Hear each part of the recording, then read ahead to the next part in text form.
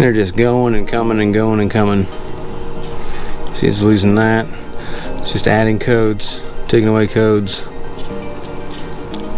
losing the fuel, all kinds of funky stuff.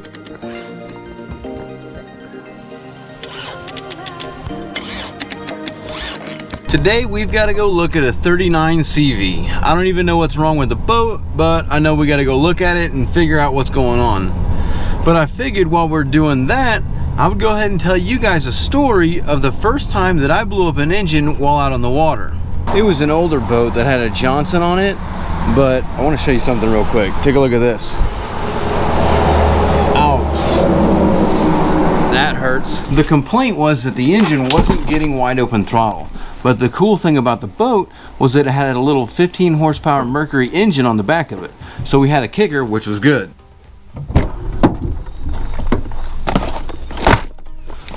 So I started looking at the boat and I'm running it at the dock and it's idling fine. There's nothing wrong with the idle. It's actually running pretty smooth. But that's usually where all these stories start, is that they say that the engine is running great.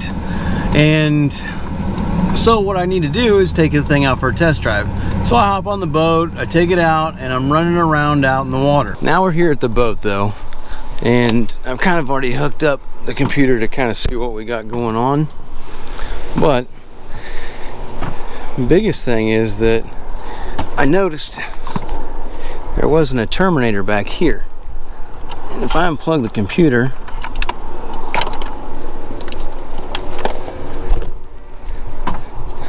we had all kinds of codes and issues.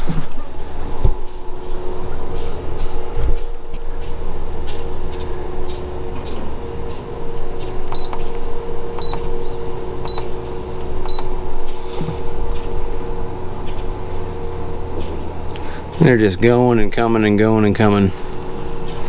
See, it's losing that. It's just adding codes, taking away codes, losing the fuel, all kinds of funky stuff. But as soon as I plug in a terminator here, which on the end of this cable it does have a terminator built in, but I got another one here. Let's plug this in and see what happens.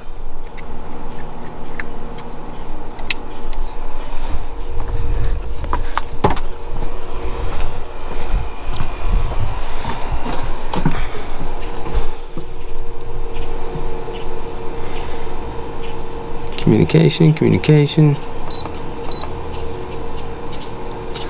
All of our things are steady now.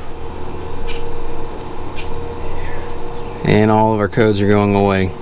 So now the only code that we got is a trim position sensor not working. Okay. If you trim it, it doesn't move.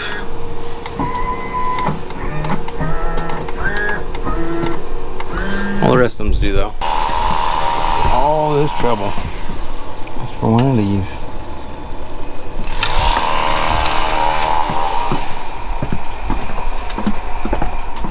Back to running the boat.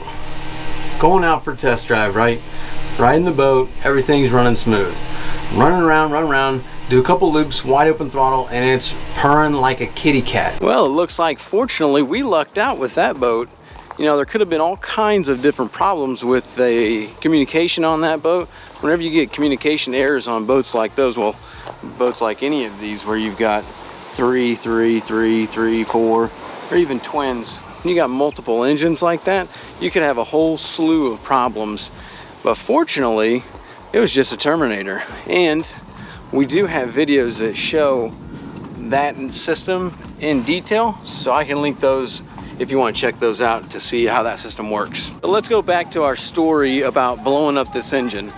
So the thing is that whenever we went out on the test run, everything was running perfect. You know, idle's great, wide open throttle, driving around. I can't find anything wrong with this boat. So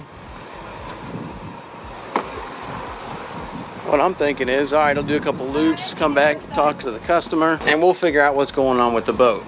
So I'm headed back to the marina. I'm coming in, still running wide open throttle. Boat's running perfect. Now remember that this was like 10 years ago. I was still really green and I didn't know much.